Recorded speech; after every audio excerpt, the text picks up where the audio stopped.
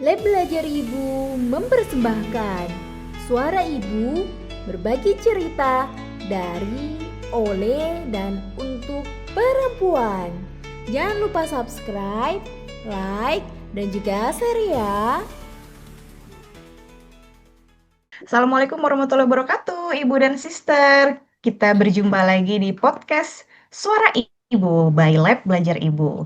Bersama aku Adis akan menemani ngobrol-ngobrol di episode kali ini. Gimana nih Ibu dan Sister kabarnya setelah libur sekolah? Dan ya mudah-mudahan berasa liburannya ya. Ngomongin libur sekolah ini kan ada yang di rumah, tapi ada juga yang jalan-jalan ya. Mungkin jalan-jalan keluar kota gitu ya, mengunjungi gunung atau mungkin pantai dan sekitarnya ya. Seperti background aku di belakang ini, kita temanya biru-biru karena memang hari ini kita mau ngomongin tentang satu destinasi liburan, tapi kita bukan mau nge-highlight liburan ya, tapi lebih ke tentang laut dan juga ekosistem yang berada di dalamnya ya. Nah, kalau ngomongin laut ya, Ibu dan Sister memang Indonesia ini lautnya luas sekali ya.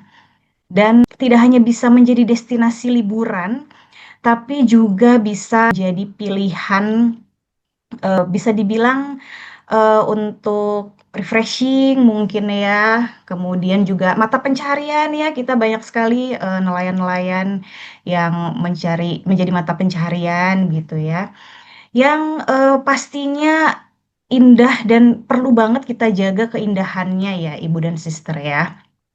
Ibu dan Sister, jadi kita kalau ngomongin laut nih ya, yang di bayangan itu kan kita bisa nyantai-nyantai di pantai gitu ya.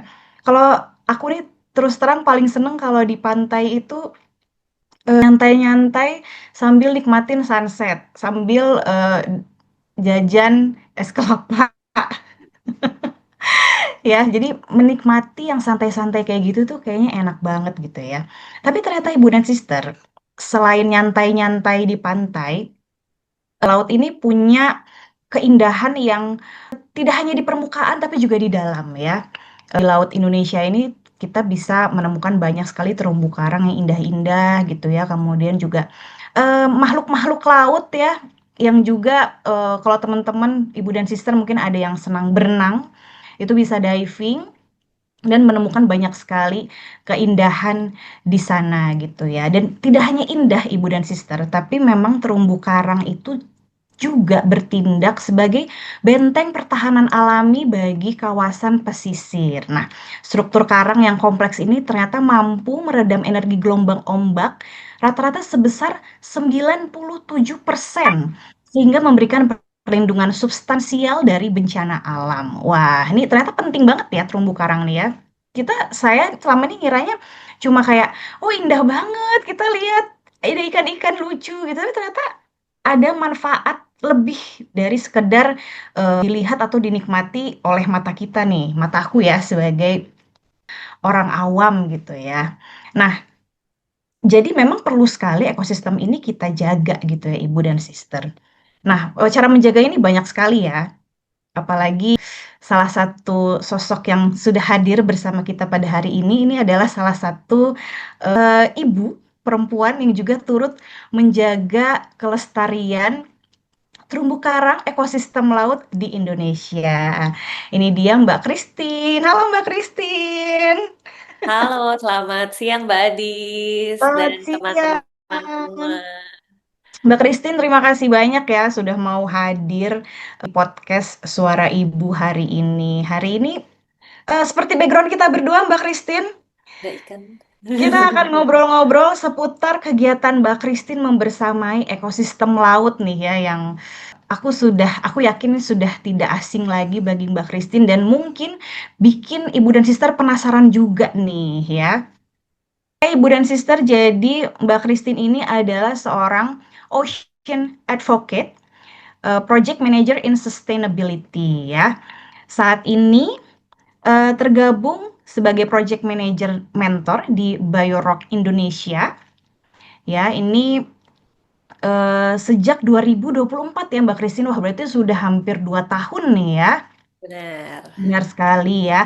Dan juga sebelumnya sempat menjadi project manager di Refill My Bottle ya. Dan ini juga wah cukup lama ya Mbak Christine dari 2018 sampai 2024 ya. Jadi memang Mbak Christine ini banyak aktif di eh, program-program ini ya apa pelestarian lingkungan seperti itu ya Mbak Christine ya bisa Benar, dibilang. Mbak Dis. Nah, ini boleh diceritakan Mbak Christine, nggak Mbak Christine, My Battle, kemudian By Rock Indonesia nih, sebetulnya apa dan bagaimana awalnya Mbak Christine bisa terjun di kedua organisasi ini? Ya, thank you Mbak Adis. Jadi awalnya itu di sekitar tahun 2013, aku awalnya sebenarnya kerjanya di dunia perbankan, tapi Hmm, mm, sempat mm. memiliki hobi untuk menyelam. Jadi saat liburan sama keluarga kita dapat kesempatan untuk scuba discovery waktu itu, cuma untuk ngeliat aja kayak gimana sih menyelam. Ternyata setelah pulang dari scuba discovery itu akhirnya aku memutuskan untuk kayak mau deh lanjut untuk mengambil sertifikasi menyelam. Dan dari situ akhirnya ketemu dengan teman-teman komunitas penyelam. Kita memiliki sebuah kegiatan waktu itu untuk meningkatkan kesadaran anak-anak pesisir untuk menjaga lautnya. Karena ternyata waktu kita pergi menyelam tuh kita melihat nih di anak-anak nih banyak banget sebenarnya yang mereka belum pernah melihat indahnya alam bawah laut mereka. Padahal mereka tinggalnya di situ.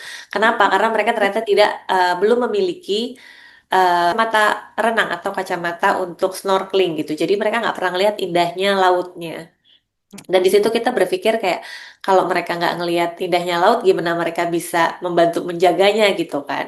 Akhirnya kita bersama komunitas penyelam waktu itu menginisiasi satu gerakan namanya Lihat Jelas Indonesia, di mana setiap kita mengadakan perjalanan menyelam ke salah satu destinasi di Indonesia, kita juga kita bersamai dengan edukasi untuk anak-anak pesisir serta membagikan snorkeling goggle waktu itu. Oh, oke oke. Dan kebetulan terus akhirnya setelah 3 tahun kerja di dunia perbankan mungkin mencapai titik jenuh waktu itu.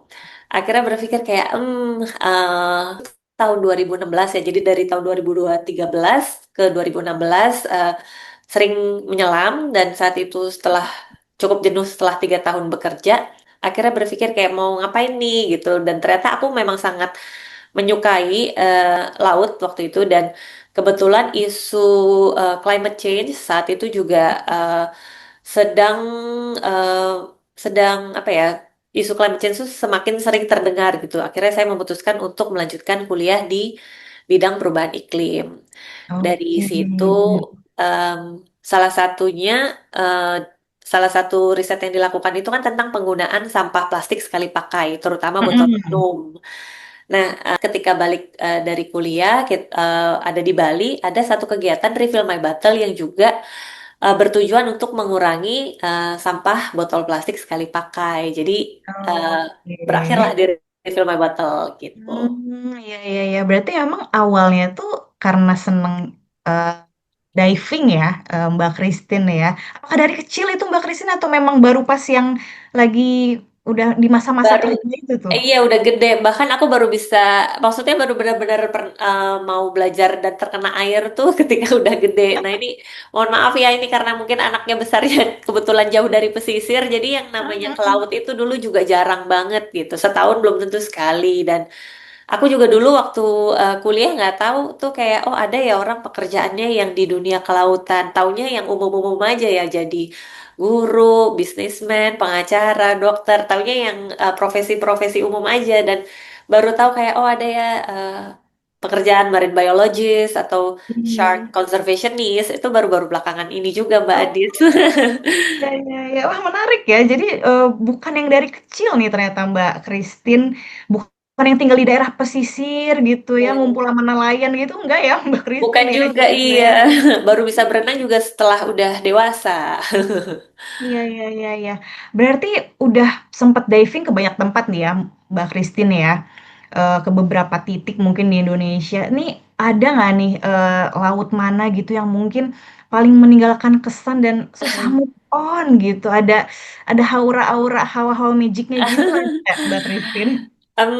Agak sulit ya kalau disuruh pilih satu karena benar-benar menurutku aku sangat diberkati tinggalnya di Indonesia dan bahkan memang banyak banget orang dari luar sana yang ingin melihat keindahan alam bawah laut ya mereka pasti salah satu destinasinya ke Indonesia gitu kan. Mm-mm. Dan aku mungkin udah mencoba beberapa dan sejauh ini yang masih terus membekas aku itu waktu di Maluku Utara. Kita ke Hmm. satu pulau namanya Jailolo. Di situ mereka mengadakan festival dan di situ pertama kali juga ngelihat yang namanya reef shark. Jadi Oh, oke. em, mungkin kalau di otak kita kan dulu waktu aku juga belum pertama kali menyelam mungkin kayak ketemu hiu tuh kayaknya menakutkan sekali Iya, gitu. aku mikirnya gitu nih. Aku juga bahkan sebelumnya kayak sampai googling dulu aman gak gini-gini Hmm, dan ternyata sebenarnya sangat amat aman gitu dan ya selama kita kan betul. tidak mengganggu dan mungkin kan ada beberapa jenis hiu juga ya dan kebetulan kalau reef Mm-mm. shark itu mereka ya kita sambil berenang di sampingnya juga mereka cuek aja gitu dan maksudnya itu sangat membekas di aku karena baru pertama kali ketemu hiu kali ya. Oh, hiu ya. Iya, iya, iya benar kalau soalnya kita nih banyak nonton film hiu yang serem-serem itu. Iya, itu jadi membuat mindset orang tuh kayak, aduh diving itu serem takut ketemu hiu gitu kan. Padahal malah Iya, kalau iya. dicari datanya mungkin yang menyebabkan kematian hiu malah manusia banyaknya gitu kan. Hmm, iya, iya. Iya, karena dicariin siripnya itu ya, Mbak Christine ya. Betul. Oke, oke. Itu tadi nemu hiu ya di Maluku ya, Mbak Christine ya. Aduh, aku belum pernah lagi ke Maluku jadi penasaran. Ayo, Nah, ayo. eh, Mbak Christine tadi aku tertarik deh dengan apa yang di awal tadi Mbak Christine cerita tentang memperkenalkan tentang laut sampai ke anak-anak di lingkungan sekitar sampai bagi-bagi kacamata. Kemudian pasti ada ini ya beberapa hal yang udah Mbak Christine lakukan. Ini dapat bocoran katanya bahkan ayah Mbak Christine tuh sampai beliin gear selam kayak BCD dan regulator aktif ya Mbak. Nah, seperti apa itu ceritanya? Dan seberapa besar nih peran keluarga, mungkin khususnya khususnya figur ayah ya, ini sampai ada cerita kayak gini dalam mendukung eksplorasi Mbak Christine. Karena biasanya kalau ayah-ayah tuh kan, wah mau nyelam, nanti Aku takutnya keterusan iya. nyebrang pulau gitu takutnya mungkin. Nah, mungkin itu tadi pengalaman pertama scuba discovery atau menyelam pertama kali itu juga waktu liburan bersama keluarga dan didukung-dukung aja gitu sama ayah waktu itu kan dan bahkan dia ikut ikut di boat tapi dia nggak ikut turun gitu. Jadi Oke. maksudnya di saat itu tuh nggak ngerasa kayak sesuatu yang wow ya, tapi sekarang kalau dilihat lagi ke belakang kayak ternyata di situ awal mulanya gitu ya. Kalau kayak kata Mbak Adis tadi kalau kita yang eh, membatasi anak kita, aduh jangan deh takut, ini terlalu beresiko kayak gitu kan mungkin aku nggak akan ada di sini sekarang gitu. Jadi aku juga sebagai seorang ibu bisa ya memberikan kebebasan kepada anak Wah. untuk mengeksplor dalam batas aman tentunya kan gitu. Jadi peran ayah menurutku sangat signifikan ya di dalam perjalananku dan dunia konservasi laut walaupun saat itu aku sama sekali nggak menyadari hal itu gitu. Sekarang kebetulan ayahku juga udah nggak ada dan sekarang setiap kali nyelam kayak keinget lagi sebenarnya disitulah awal mula aku dan dia mendukung dia mau mensponsori lah ya judulnya mensponsori dengan segala alat-alat menyelam pada saat itu dan akhirnya ternyata memang benar aku bukan cuma hobi sesaat tapi menjadi sebuah kecintaan terhadap dunia laut dan konservasi gitu. Iya, iya, iya. Memang Ibu dan Sister memang perlengkapan menyelam itu kita tidak bisa beli sembarangan ya, Mbak Christine ya. Ada mungkin merek-merek tertentu yang juga harganya tidak murah gitu ya, Mbak Christine ya.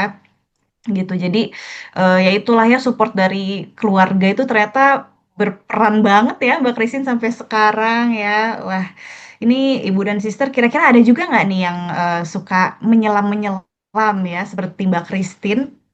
Pasti seru banget nih ya. Mudah-mudahan. Dan kebayang sih mungkin kalau kalau anak kita masih kecil mau nyelam tuh kan kita gimana ya gitu karena udah gede aja mungkin masih kepikiran apalagi masih kecil gitu Benar. ya. Dan apalagi di mata orang tua kan kita selalu kecil. Ah iya Kita benar. tetap anaknya. Bener banget ya. Mm-mm. Mbak Christine tadi balik lagi ya. Ini siapa tahu ibu dan sister di sini ada yang juga seneng jalan-jalan ke pantai. Nah, mungkin pengen nggak cuma nyantai-nyantai kayak aku doang nih, mau mungkin mau coba mulai nyelam-nyelam ke dalam gitu ya. Kalau di Laut Indonesia yang pernah Mbak Christine kunjungi tuh terumbu karang mana nih yang paling juara indahnya Mbak Christine? Siapa tahu ibu-ibu dan sister LB ini mau masukin ke bucket list liburan keluarga nih.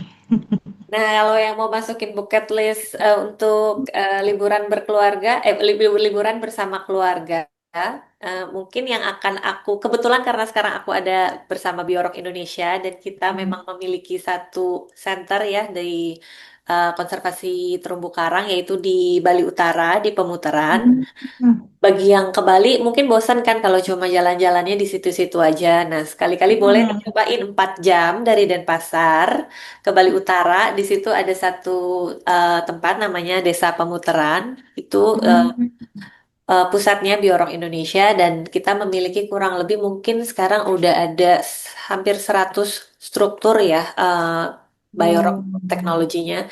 Dan teman-teman bisa ngelihat bagaimana terumbu karang, mungkin area terumbu karang yang sudah rusak sekarang bisa banyak tumbuh lagi terumbu karangnya gitu. Jadi menurutku itu sangat eye opening ya gitu. Dan kayak bisa loh kita merestorasi terumbu karang. Dan kebetulan memang bisa banget bagi teman-teman yang belum bisa menyelam pun cukup dengan snorkeling di situ bisa langsung terlihat area konservasi biorok Indonesia.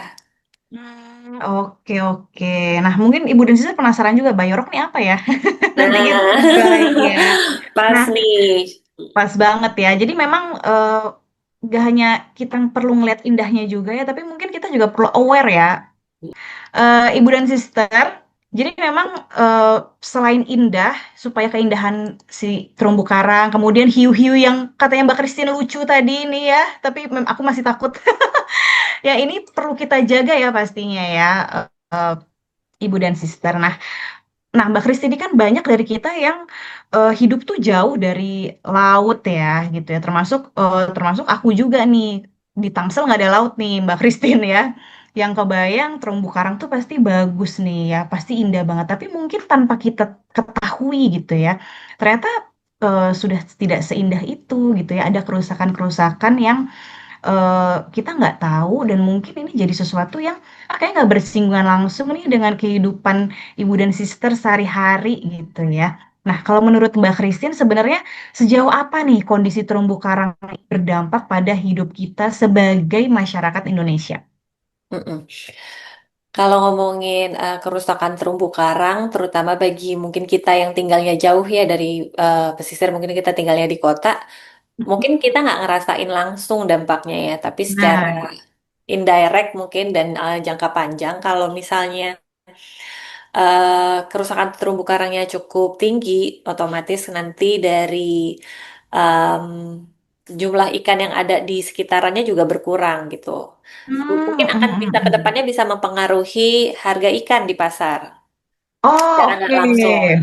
Oke, tapi kalau ngomongin yang lebih, mungkin yang akan lebih relate sama kita dalam dunia sehari-hari, kayak tadi kan mungkin Mbak Adis juga waktu awal ngomongin soal liburan. Nah, mungkin banyak dari kita yang kayak pengen liburan. Tapi sedih nggak sih ketika kita liburan ke sebuah pulau, let's say kamu ke Bali gitu. Tapi sampai sana taunya ngeliat terumbunya rusak semua gitu. Iya, iya benar. Jadi kalau terumbunya rusak juga kan kita sebagai masyarakat yang mau berlibur dan pingin melihat keindahan alamnya jadi nggak ada lama-lama gitu. Jadi ya pilihan Hmm. liburannya juga jadi lebih terbatas, terutama mungkin kalau sekarang yang tinggalnya di Jakarta mau ngelihat terumbu karang yang indah, pilihannya udah lebih sedikit mungkin. Harus jauh, makanya harus terbang dulu gitu kan Mbak Adis. Benar. Tadi ke Maluku dulu kan, Mbak Christine mau ke Maluku Harusnya dulu. kan bisa yang deket-deket gitu. Sekarang kan maksudnya di Jakarta juga ada mungkin ada Pulau Seribu gitu, tapi ada terumbu karang cuma apakah sudah mulai rusak atau tidak kan itu bisa menjadi apa ya dampak langsung ke kita kan dalam memilih destinasi wisata gitu. Hmm, iya, iya, iya, iya. Jadi tadi ya ibu dan sisternya tadi udah di-mention nih sama Mbak Kristi nanti harga ikannya bisa naik kalau terumbu karangnya rusak. Heeh. Nah, padahal ikan tuh kan gizinya luar biasa bagus ya untuk dikonsumsi sehari-hari gitu ya. Nah, Mbak Kristi tapi ini penasaran juga nih. Emang faktor terbesar yang membuat si terumbu karang ini rusak bahkan mungkin semakin parah ya sekarang itu tuh apa aja sih, Mbak? Jadi ada dua mungkin ya lebih gampangnya. Satu dari faktor alam ya seperti climate change mungkin yang kita sering dengar, ada coral bleaching. Tapi mungkin yang lebih relate lagi adalah yang faktor kerusakan dari manusia karena mungkin Hmm. seperti contohnya di pemutaran itu waktu awal tahun 2000 mereka masih menggunakan bom untuk menangkap ikan. Jadi Oh, penangkapan ikan secara tidak sustainable itu adalah salah satu penyebab kerusakan atau kematian terumbu karang massal gitu. mhm. Kemudian dari segi pariwisata, walaupun memang pariwisata ini kan memberikan dampak ekonomi yang sangat baik ya bagi masyarakat Hmm. pesisir, tapi kalau tidak dilakukan secara aware atau secara mindful, mungkin orang-orang yang satu snorkeling, mereka nggak sadar kayak sering menginjak terumbu karang. Ini jujur-jujur aja waktu Hmm. aku awal tahun 2011 atau 2012 mungkin di saat aku belum pernah diving dan pertama kali snorkeling itu bahkan guide-nya juga nggak apa-apa injek aja kalau bahkan Oh, mereka tidak memberikan iya, kita iya. edukasi gitu secara secara benar ya kayak oh ternyata bahkan jangankan diinjak harusnya kena fins kita aja juga nggak boleh Mhm. gitu jadi Oh, gitu. jadi kalau dari manusia banyak dari pariwisata itu tadi mungkin mereka satu mereka tahu tapi tidak peduli atau mereka yang benar-benar nggak tahu jadi kayak keinjek-keinjek atau ketendang dan menyebabkan banyak terumbu karang yang patah itu sih. Oh, oke, oke. Berarti sesederhana kena sepatu renang itu tidak boleh ya, Mbak Betul, Christine ya? iya betul Oh, banget. Dan iya. itu nggak semua tour guide sudah memberikan informasi yang tepat kepada Hmm. eh, apa turis-turisnya, wisatawannya. Oke, Termasuk oke. aku Mungkin di itu tahun juga. 2011 itu aku bilang Hmm. aku juga nggak tahu nih. Karena kan dulu ya aku bilang aku baru bisa berenang aja setelah dewasa gitu dan baru pertama kali snorkeling kayak belum tahu oh ternyata nggak boleh begini nggak boleh begitu atau pemilih penggunaan sunscreen yang tidak Oh, ramah. penggunaan eh, sunscreen ya. mm, Iya, iya. Ya mungkin para turis ini juga belum sempat teredukasi juga kali ya, betul. Mbak Christine ya. Makanya kayak mereka nggak apa-apa injak aja. Karena aku pernah injak, Mbak. Ya ampun, maafin aku.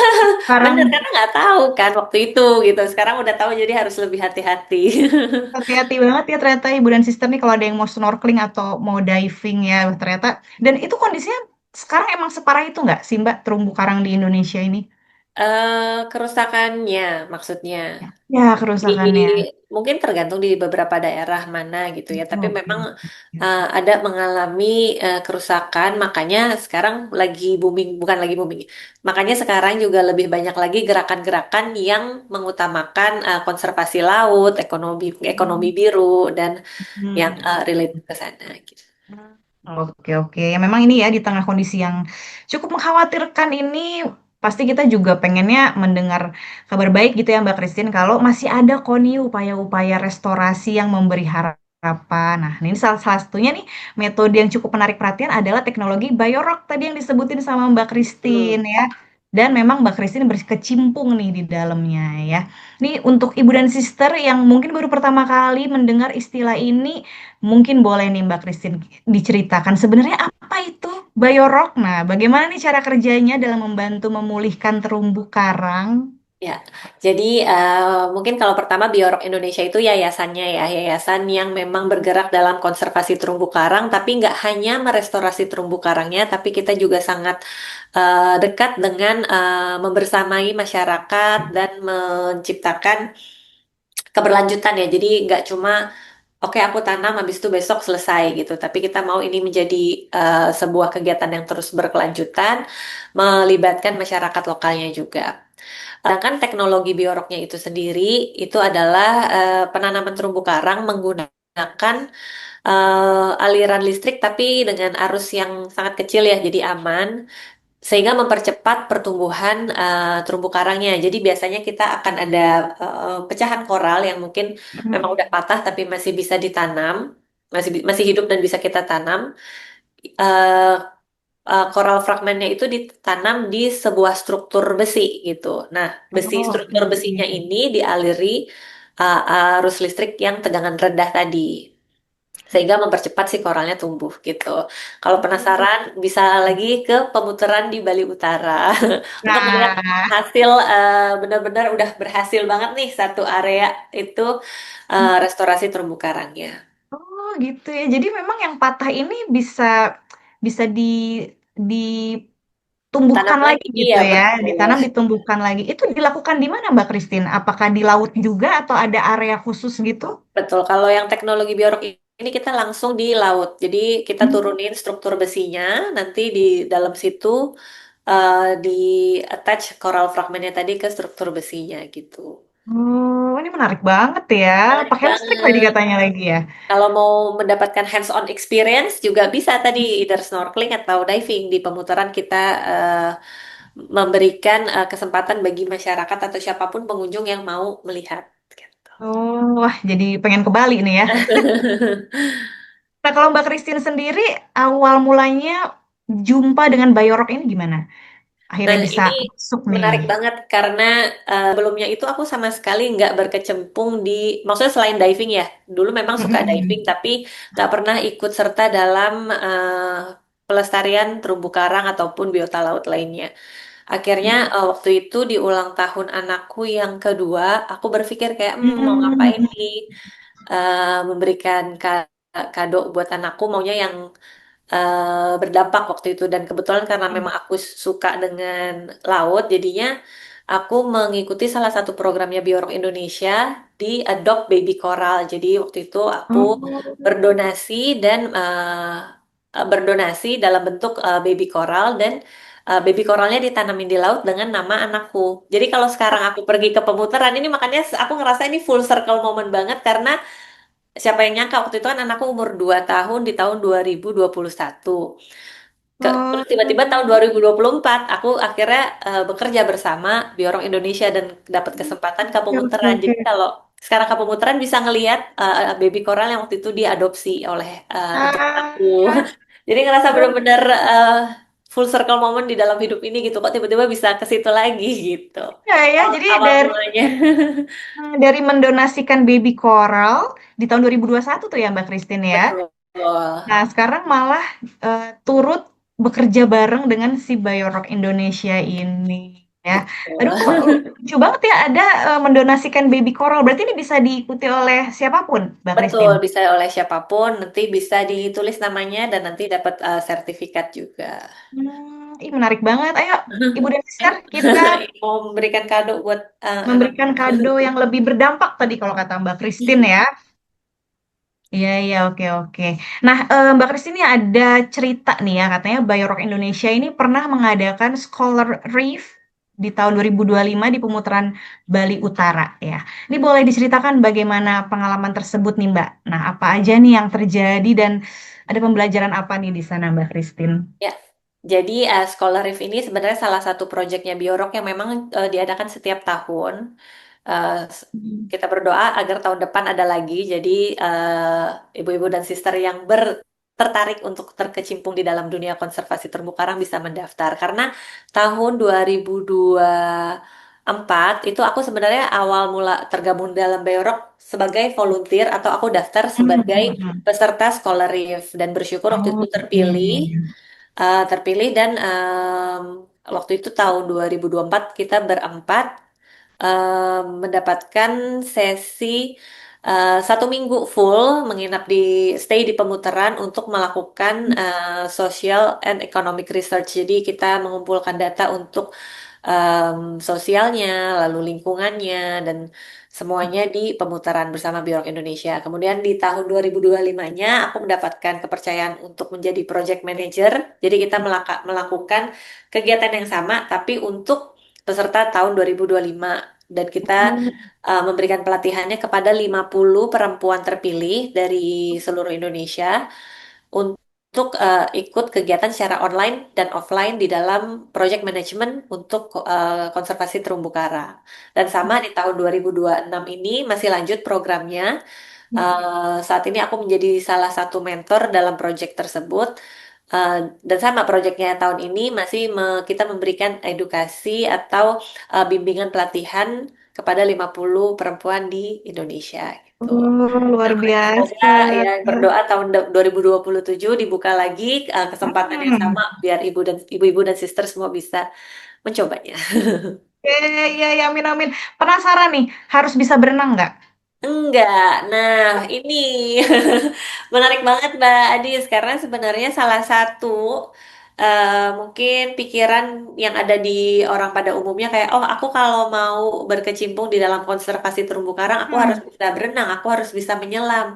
Pada Iya. kenyataannya, mungkin 80% dari pekerjaan konservasi itu malah justru di darat gitu. Oh, oke ya. Karena ketika Hmm. kita dengar, oke mau konservasi terumbu karang, yang kita ingat kayak, oh aku Hmm. akan menyelam melihat banyak terumbu Iya, karang. iya. Padahal banyak banget di balik itu yang harus dipersiapkan ya dari segi manajemennya, Hmm. keuangan, terus ada birokrasi, kemudian kita mau edukasi. Jadi banyak banget tahapannya. Karena sejujurnya kalau hanya menanam terumbu karangnya itu hal yang mungkin bisa dilakukan oleh siapa aja, tapi untuk memastikan kegiatan konservasi ini berjalan secara terus-menerus, berkelanjutan dan berdampak, itulah yang menurutku paling challenging gitu.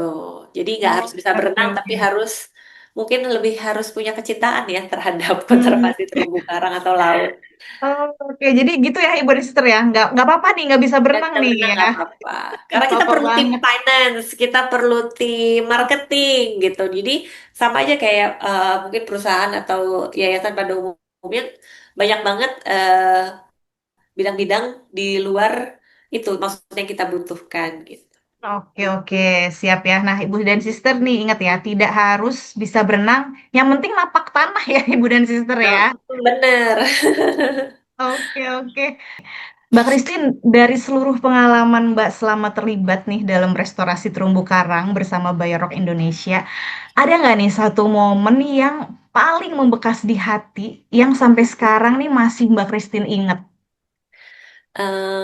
Wah, banyak banget nih sebenarnya Mbak Adis, tapi kembali lagi aku mungkin sangat bersyukur. Salah satu hal yang paling aku syukuri waktu itu bisa ikut serta dalam pemasangan kabel ke salah satu struktur biorok di pemutaran gitu. Jadi waktu itu kita habis mendapatkan donasi untuk solar panel. Jadi tadi kan aku mungkin awal sempat menjelaskan kayak biorok teknologi ini kita menggunakan em, aliran listrik tegangan rendah gitu ya Mhm. disambungkan ke strukturnya. Nah, tahun lalu aku mendapatkan kesempatan untuk ikut menurunkan kabelnya dan Hmm. memasang ke struktur biorok di situ disambungkan. Nah, menurutku itu sangat amat mungkin sebenarnya cuma nurunin kabel gitu ya istilahnya, tapi menurutku itu sangat apa ya, sangat membekas karena Ya, uh, ya, ya. aku ini bukan backgroundnya satu bukan saintis, aku juga bukan dari background kuliahnya Hmm. juga bukan kelautan. Nah di situ aku kayak merasa sangat bersyukur karena diberikan kesempatan kayak untuk berkecimpung, walaupun aku bukan marine biologist atau apapun itu gitu. Jadi di sini Hmm. aku mau memberikan apa ya, mungkin memberikan cerita ke ibu-ibu dan sister semua kayak walaupun kita nggak memiliki eh, apa namanya, walaupun kita memang bukan dari ilmu kelautan, tapi bisa loh kita berkecimpung di dunia konservasi dan nggak menutup kemungkinan untuk ikut serta dalam kegiatan-kegiatan yang seperti tadi itu, gitu. Hmm. Iya, iya. Ibu dan Sister gini ya, jangan dibayangin kabelnya tuh kayak kita narik kabel rice cooker gitu enggak ya, Ibu dan Sister ya? Kabel aja gitu. Laut ya, ini ke laut kan ya berarti ya Iya Mbak betul. Christine ya. Ke perairan gitu ya. Ya mungkin haruslah bisa-bisa berenang dikit ya Mbak Christine ya. Bisa lah harus bisa kalau nurunin kabel mungkin harus bisa menyelam ya atau snorkeling ya harus bisa berenang. Snorkeling ya. Jadi jangan dibayangin, oh kayak kabel yang itu ya yang di dapur. Enggak ya Ibu dan Sister ya. Awas. Beda nih ya. Tapi menarik banget ya Mbak Christine ya. Karena itu tadi ya, backgroundnya ternyata bukan. Mungkin pekerjaan itu biasanya dilakukan oleh para saintis gitu ya Mbak Christine ya. Tapi ternyata Mbak Christine dari background yang berbeda, itu mendapatkan pengalaman yang menarik seperti itu. Kebayang sih Mbak ya, pasti berkesan banget ya. Nah, Mbak Christine ini kan di Bayorok sudah, kalau kita tarik ke belakang ini kan berarti sudah cukup lama gitu ya. Nah, kalau dari Mbak Christine sendiri nih, eh, melihat nggak gitu perubahan nyata setelah penerapan Bayorok ini dilakukan gitu di terumbu karang di Indonesia. Melihat sendiri nggak nih terumbu karang yang dari yang tadinya aduh kayaknya kurang banget nih pas Mbak Christine pertama kali ngeliat. Terus ada Biorock jadi indah lagi ya, jadi bagus lagi gitu. Ada nggak Mbak? Nah, mungkin karena aku tidak apa ya, aku belum mengikuti Biorok dari awal mereka menerapkan programnya di pemutaran. Tapi yang aku lihat ini sekarang adalah udah suksesnya nih. Jadi aku masuk di saat Biorok memang sudah berhasil menerapkan metodenya di salah satunya di pemutaran.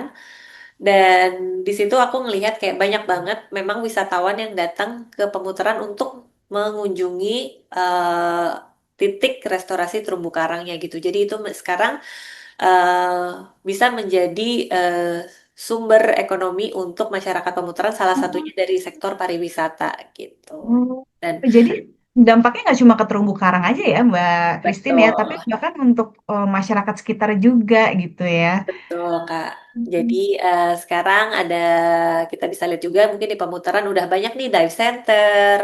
Jadi bagi teman-teman yang mau menyelam udah nggak nggak pusing lagi karena banyak banget pilihan untuk menyelam di pemutaran gitu. Oh ya, ini menarik ya. Ternyata dari eh, niat baik untuk mengindahkan kembali terumbu karang, tapi ternyata banyak sekali orang-orang di sekitar yang turut terangkat gitu ya, turut merasakan manfaatnya gitu ya. Nah, Mbak Christine nih, kalau restorasi ekosistem nih ya, dalam hal ini terumbu karang gitu ya, itu kan seringkali dianggap sebagai pekerjaan ilmuwan gitu ya, atau aduh nih harus lembaga besar nggak sih gitu ya. Padahal mungkin ada aja nih ibu dan sister yang bertanya, kalau saya bisa ngapain ya gitu ya, kalau pengen ikut melestarikan terumbu karang juga gitu. Nah, ini kalau dari Mbak Christine nih, gimana nih supaya masyarakat umum bisa ikut berkontribusi dalam menjaga laut meskipun jauh nih tinggalnya nih di kota gitu, bukan di Ya. pesisir gitu. Oke, Mbak Dis. Jadi satu ya mungkin kita sebagai manusia kadang aku juga ngerasa, aduh aku ngelakuin ini apa iya ada dampaknya gitu. Kadang Hmm. aku ngerasa kayak cuma mungkin sebagai seorang ibu di rumah dan cuma satu orang nih diriku apa iya dengan aku ngelakuin ini akan memiliki dampak gitu kan banyak dari kita berpikir gitu ya tapi kalau kita bayangin kalau semua orang berpikirnya kayak gitu jadinya nggak ada yang ngelakuin apa-apa nanti gitu kan. Nah, jadi menurutku sebenarnya kita sangat memiliki dampak walaupun dari hal-hal kecil yang kita lakukan sehari-hari. Mungkin terkesannya ini nggak secara langsung, tapi contohnya pemilahan sampah di rumah. Ini hal menurutku sangat paling dasar yang bisa kita lakukan karena terlihat simpel, tapi kenyataannya kalau kita tidak pilah sampahnya, sampahnya berakhir di TPS dan di TPA, itu banyak banget yang akhirnya terbawa arus, terbawa aliran, terbawa hujan, akhirnya ke sungai dan ujung-ujungnya ke laut gitu. Ini sangat menurutku sangat yang nyata ya karena cukup banyak letak TPS di Bali yang bersampingan sama sungai dan seringkali itu sangat menggunung. Oke. Kalau hujan atau angin mereka otomatis itu udah terbawa jatuh ke sungai. Dan mungkin yang buang sampah sembarangan juga masih ada, buang ke sungai juga masih ada. Jadi Hmm. terlihat jauh dan simpel, tapi itu sangat amat mempengaruhi karena sejujurnya memang sampah plastik di laut itu semuanya dari darat gitu kan. Iya, iya, Jadi hal benar-benar. yang paling kecil menurutku paling bisa kita lakukan mengurangi sampah. Salah satunya Mm-mm. dengan membawa botol minum dari filmnya Bottle gitu kan. Yeay. Itu sangat sangat simpel banget, tapi menurutku aku hampir nggak pernah. Aku malah apa ya? eh, Agak merasa canggung kalau harus minum dari botol minum kemasan plastik diriku sekarang gitu karena mungkin Hmm. udah terbiasa dengan membawa botol minum isi ulang sendiri jadi mengurangi sampah yang paling pertama kedua memilah gitu karena Hmm. kalau sampahnya nggak kita pilah pasti ujung-ujungnya berakhir di TPS di TPA tidak terdaur ulang gitu kan walaupun katanya ini botol plastiknya bisa didaur ulang tapi kalau kita nggak pilah kan ya nggak didaur ulang gitu jadinya ke Mm-mm. TPS TPA dan pasti terbawa arus ke eh, sungai dan laut gitu. Itu yang paling simpelnya Oke. sih menurutku. Jadi Iya, iya, iya, kita iya. kecil di rumah tidak membuang limbah minyak ke dalam saluran air Mm-mm. gitu. Jadi atau hal simpel lainnya dengan menggunakan deterjen yang lebih ramah lingkungan gitu Oh, misalnya. itu juga ngaruh ya, Mbak Christine Ngaruh ya. semuanya, betul. Ya, oke, oke. Nah, itu Ibu dan Sister yang suka jajan. Nah, ini Nah, adalah diriku sendiri ya. Ayo kita bawa wadah sendiri ya. iya, Jadi beli tidak batagor meminta. ke depan, bawa kotak makan sendiri, Nah, gitu. yang jajan batagor, bakso cilok, ayo kita Iya, bawa wadah sendiri bener-bener. ya. Dan salah satu, oh lagi keinget salah satu, jadi ada satu organisasi yang suka membersihkan sungai juga di Bali, dan salah satu sampah yang paling sering ditemukan adalah popok bayi. Wah, itu Jadi juga ya Mbak Christine ya. benar itu juga, dan mungkin kita sebagai orang tua ini agak ekstra, tapi kalau memang masih memungkinkan bisa menggunakan cloth diaper yang bisa dipakai ulang gitu. Hmm. Ya di mix aja gitu, nggak harus saklek kayak oke 100% aku tidak menggunakan popok sekali pakai gitu kan, daripada stres jadi burn out sendiri. Jadi mungkin bisa di mix aja gitu. Oke, kalau siang aku pakai cloth diaper atau pakai popok kain, malamnya baru pakai itu atau gimana gitu bisa. Menurutku itu salah satu upaya kita mengurangi sampah dari rumah Ya, gitu sebagai oke, orang. oke.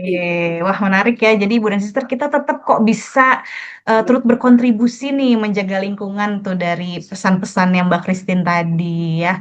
Nah, Mbak Christine tadi di awal itu Mbak Christine sempat menyebutkan tentang ekonomi biru, nah atau blue economy ya.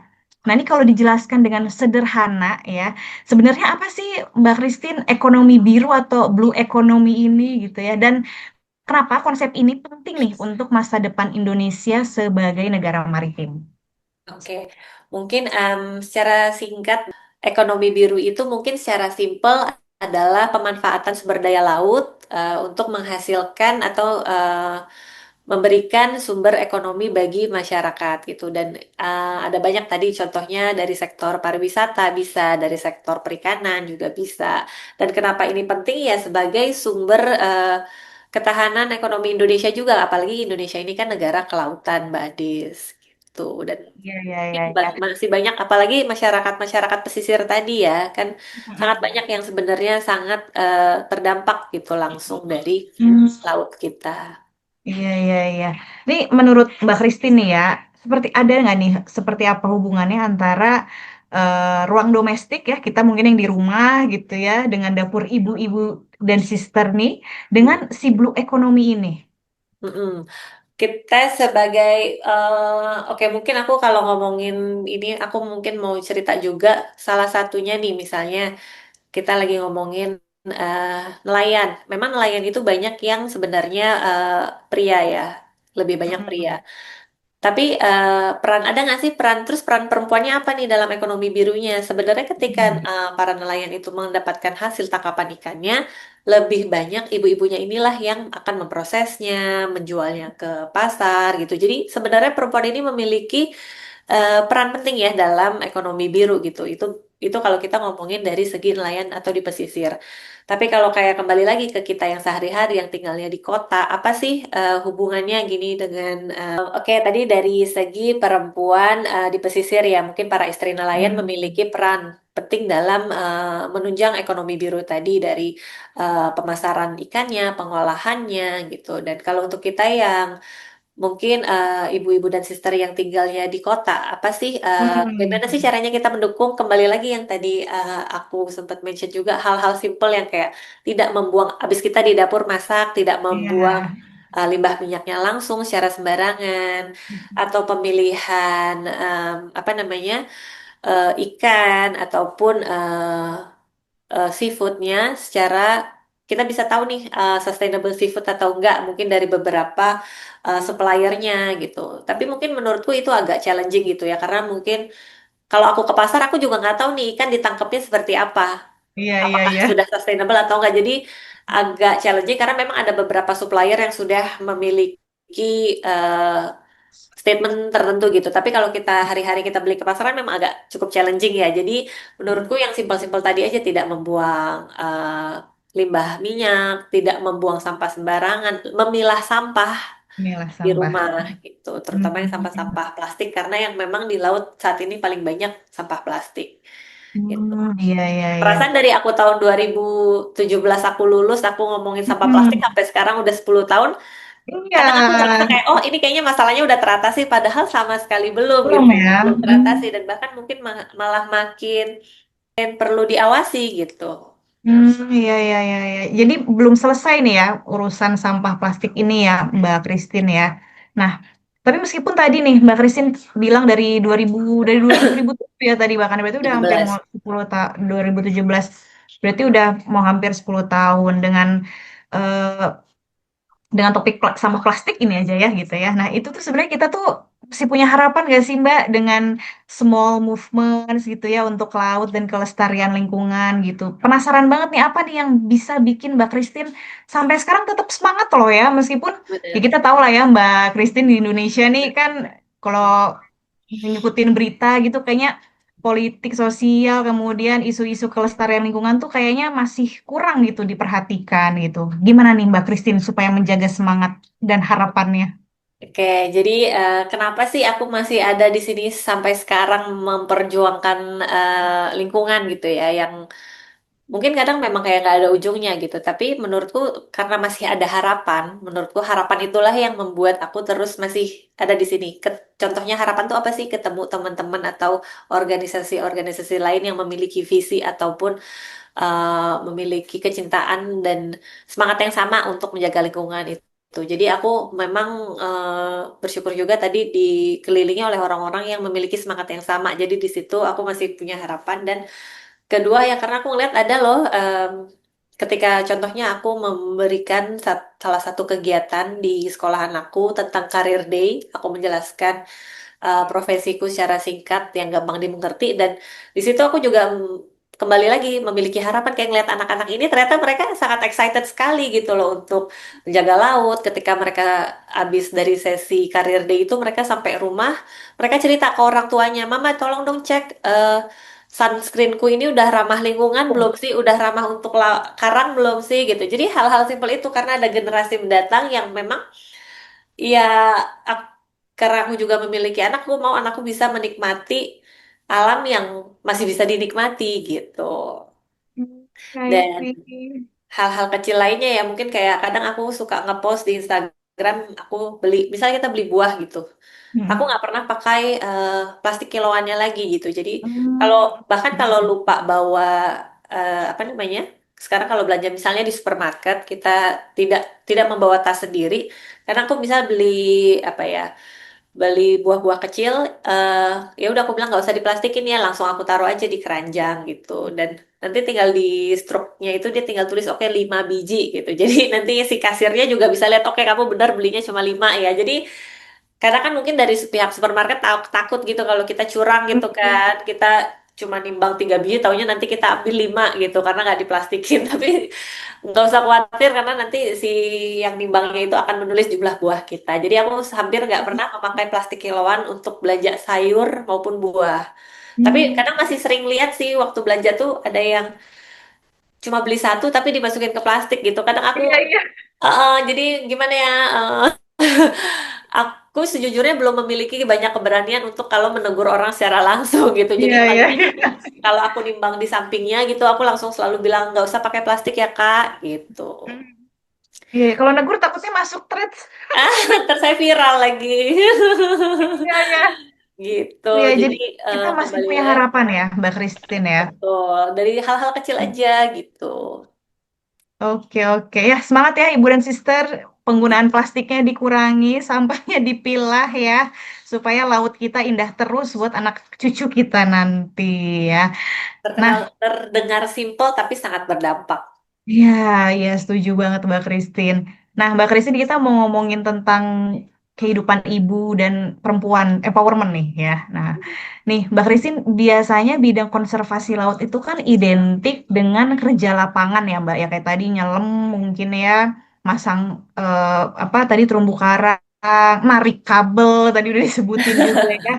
Nah, itu kan intens banget ya, Mbak Christine. Maksudnya memang harus ke laut gitu ya. Dan seringkali bikin jauh dari rumah gitu ya. Nah, ini kalau dari pengalaman Mbak Christine nih, apa nih tantangan terbesar yang Mbak rasakan saat harus menjalani peran sebagai ibu, tapi juga profesional di bidang ini nih. Nah, bagaimana nih mengatasinya? Oke. Mungkin pertama aku realistis. Hmm. Salah satunya realistis dan em, ada beberapa kali atau mungkin ada beberapa kesempatan yang memang harus aku turn down karena tidak memungkinkan gitu Hmm. untuk aku meninggalkan anak atau membawa anak-anakku gitu. Jadi menurutku realistis dan mengetahui apa sih sebenarnya yang jadi prioritas kita dan gak ada benar gak ada yang salah ya karena kan prioritas setiap orang itu beda-beda gitu. Jadi untuk menghindari kekecewaan aku biasanya menerapkan sikap yang realistis, menetapkan prioritasku tuh apa. Kemudian yang sangat tentuku adalah support system di rumah gitu. Aku kebetulan tinggal bersyukur juga tinggal dekat dengan keluarga besar yang eh, terkesan simpel tapi ya kalau ketika aku ada kegiatan aku bisa aman atau dengan nyaman meninggalkan anakku sama misalnya orang terdekatku suami atau ibuku gitu. Jadi support system itulah yang menurutku sangat sangat amat berharga ya buat karirku sekarang gitu dan tapi kembali lagi realistis aja gitu nggak berarti dengan aku punya support system terus aku semua kesempatan mau aku ambil gitu kan nggak gitu juga gitu jadi apa ya mencoba membalance aja sih gitu Mbak Adis. Iya, iya. Berarti memang peran peran keluarga ini sangat membantu ya Mbak Christine sebagai support system gitu ya. Ini kalau boleh tahu berarti di rumah nih selain ada anak-anak, kemudian ada suami, ada siapa aja nih Mbak Christine yang biasanya mensupport Mbak Christine nih? Tentu adalah ibuku. Jadi bener kan kayak tadi aku bilang juga, walaupun udah sebesar ini, kita tetaplah anak-anak bagi orang tua kita gitu. Jadi mungkin aku sangat bersyukur itu sih ada orang tua di rumah yang juga bisa membuat aku nyaman untuk meninggalkan anakku gitu. Ya atau tapi support system itu kan ada banyak macam ya. Jadi setiap aku percaya setiap keluarga punya support system yang berbeda-beda dan macam-macam ya. Kita intinya harus ya tahu aja gitu dan jangan malu untuk meminta bantuan mungkin kadang ya. Iya, Gitu. iya, iya. Wah itu ya, memang kehadiran support system ini sangat membantu ya. Kalau case-nya Mbak Christine ini ada ibu ya di rumah ya Betul. yang turut membersamai. Aduh senang banget pastinya. Dan mungkin ibu dan sister juga ada nih ya di rumah, mungkin orang tua juga atau mungkin tetangga yang baik juga bisa ya Mbak Bener, Christine. bener Tetangga yang banget. baik. Tetangga memiliki tetangga yang baik itu adalah Hmm. salah satu berkat yang nggak boleh kita lupakan Iya, ya. betul. Atau mungkin sekolah anak ya kan anak sekarang banyak ya yang sekolahnya full day gitu. Mungkin dari Hmm, pagi sampai sore daycare juga itu juga bisa betul. bisa ya menjadi support system kita gitu dalam mendukung pilihan karir kita saat ini gitu. Nah, Mbak Christine ini ada yang menarik nih di Instagramnya Mbak Christine nih ya. Pernyataan Mbak di IG nih. Let Mm-mm. us not be confined in the general belief of what women should or shouldn't do. Explore opportunities that challenge you. Wah, boleh nggak Mbak menjelaskan dan memotivasi kami dengan makna dari quote ini? Iya, jadi itu sebenarnya mungkin lebih ke apa kadang kita sebagai perempuan tuh banyak banget mendengar kata-kata dari luar gitu kan. Jadi working mom juga kadang dapet komen-komen, jadi ibu rumah tangga juga sering dapet komen gitu kan. Jadi intinya menurutku apapun yang kita lakukan pasti akan kena komentar gitu ya. Hmm. Jadi kita nggak usah peduli dengan kayak oh kita tuh harusnya begini, kamu tuh harusnya begitu, perempuan tuh harusnya begini, perempuan tuh harusnya begitu karena nggak akan selesai gitu. Jadi lagi lihat ke dalam diri kita apa yang menjadi prioritas kita eh, dan itu sih menurutku pegangan aku gitu. Jadi jangan terlalu pusing sama bisikan-bisikan dari luar, tapi ya udah kita lihat lagi ke dalam diri kita apa sih sebenarnya yang challenge yang atau yang menarik buat diri kita, yang men-challenge diri kita gitu. Karena kan memang kita setiap orang memiliki keinginan yang berbeda-beda gitu kan. Jadi nggak bisa apa ya, maksudnya tidak bisa dilihat dari eh, general belief kayak oh perempuan tuh harusnya begini, perempuan tuh harusnya begitu gitu. Ya lakuin aja apa yang membuat kita terchallenge dan senang gitu. Wah, noted Mbak Christine. Jadi, ayo Ibu dan Sister semangat melakukan apa yang kita suka gitu ya, Mbak Dan Christine ya. yang kita harus lakukan gitu, karena kan kita kadang nggak bisa Mm-mm. ya bilang oke aku maunya ini, tapi kita melakukan apa yang memang harusnya kita lakukan. eh tapi bukan karena orang lain bilang apa gitu ya, karena memang kita mau dan memang kita perlu lakukan gitu, memang sebagian dari tanggung jawab kita. gitu. Jadi Mbak Oke, Adis. noted. Jadi intinya jangan terlalu dengerin apa kata orang ya, apalagi yang kita juga nggak tahu nih baik atau enggak gitu ya perkataannya ya. Tetap Dan lakukan apa yang perlu kita lakukan dengan tanggung jawab gitu ya. Tadi kata Mbak Christine, lakukan yang bisa men-challenge kita juga tadi kata Mbak Christine ya. Wah, ini menarik nih ya. Sip, sip. Noted Mbak Christine. Oke, thank Mbak you Christine. Mbak Adis. Terima kasih banyak atas waktunya siang sore ini ya. Udah sore nih ya di Bali ya. Hampir. Hampir senang banget bisa ngobrol-ngobrol dengan Mbak Christine nih ya. Mulai dari kecintaannya tentang diving ya, menyelam hingga akhirnya bisa terjun di Biorock Indonesia, turut melestarikan terumbu karang di Indonesia dan mengajak kita juga ibu dan sister meskipun kita nggak bisa nyelam, kita nggak bisa berenang, tapi kita bisa turut menjaga kelestarian terumbu karang dengan mengurangi penggunaan Plastik sampah, sekali pakai. plastik ya, plastik sekali pakai, dan juga memilih-milih sampah rumah tangga supaya bisa terolah dengan baik gitu ya Mbak Christine ya. Dan tadi pesan terakhir dari Mbak Christine adalah semangat untuk melakukan apa yang harus kita lakukan dengan tanggung jawab ya. Jangan terlalu pusing dengan apa kata orang gitu ya. Dan semangat juga untuk terus melakukan hal-hal yang bisa men-challenge diri kita. Keren banget Mbak Christine, aku tepuk tangan dulu. Terima kasih Mbak Adis. Semoga Oke. sedikit banyak dapat memberikan informasi dan semangat buat ibu dan sister semua. Oke, terima kasih Mbak Christine dan terima kasih juga kepada ibu dan sister semua. Sampai jumpa lagi ya di episode berikutnya dari Suara Ibu, Siniar Lab Belajar Ibu, tempat berbagi ilmu, inspirasi, dan cerita dari, oleh, dan untuk perempuan. Aku Adis, pamit undur diri. Terima kasih. Bye-bye.